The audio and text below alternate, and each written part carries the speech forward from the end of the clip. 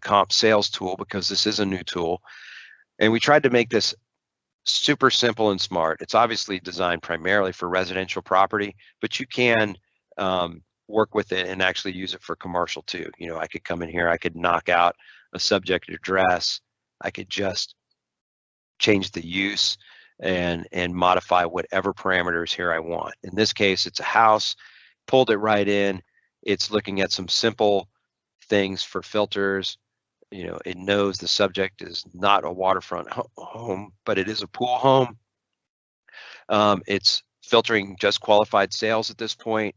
Defaults are last 12 months for sale date and plus or minus 15% of the subject's square footage for living area and plus or minus 15 years of the subject's year built.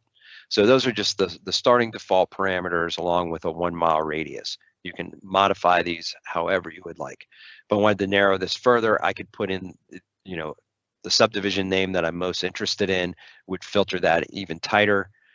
You can do it on a zip code. You can obviously jump this down. You can, if you're doing commercial, you might even want to search countywide. So all those features are right there for you. You can see just with that simple default layout, I got a ton of sales back.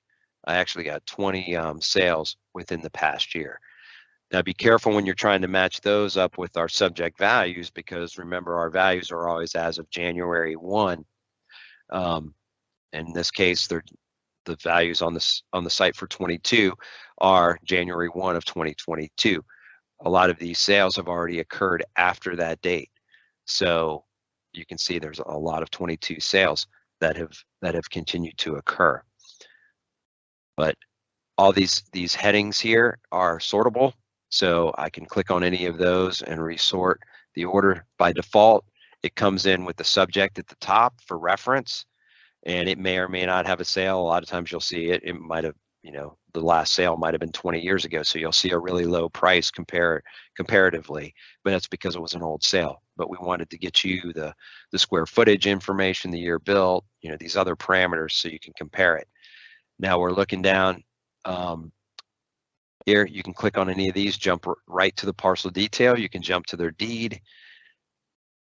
There's a hot link on the ownership as well. So that will jump you.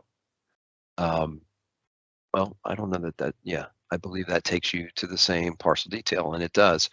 But also when you hover over it, what it does, showing the owner, but when you hover over it, it shows the ownership transfer information. So it's showing the grantor and the grantee. Save the little space on putting all that information on there. So just want to show you that. You can obviously come in here, you can pick all of these if I wanted to export them, or I can pick the group that I want. You know, if I want to, you know, these 3 sales, for example, and the subject, I can print that out. We'll turn it into a nice report with a summary at the top, or I can export that into Excel. We can clear that out. We could start a new search. Lots of options there.